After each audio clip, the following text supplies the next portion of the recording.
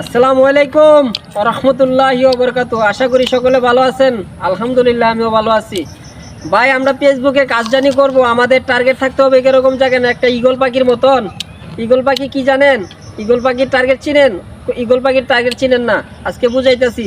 Eagle পাখি, যে একটা ঈগল পাখি আকাশে ঘোরাফেরা করে, আকাশে চলাফেরা করে, তারা নিচে নামে না, তারা একদম সর্বক্ষণ উপরে থাকে। তারা জানি ঝড় তুফান, যত ঝড় তুফান আসে তারা দেখলাম ততই খালি উপরে ওঠে, যতই সমস্যা হয় তাদের খালি উপরে ওঠে। তাদের পায়ে, তাদের যে পাকের ভিতরে যে একটা সহজ শক্তি আল্লাহ তাআলা দিয়ে রাখছেন, তবুও তাদের যে একটা এত দূরের থেকে আকাশের পাশাপাশি তারা থাকে।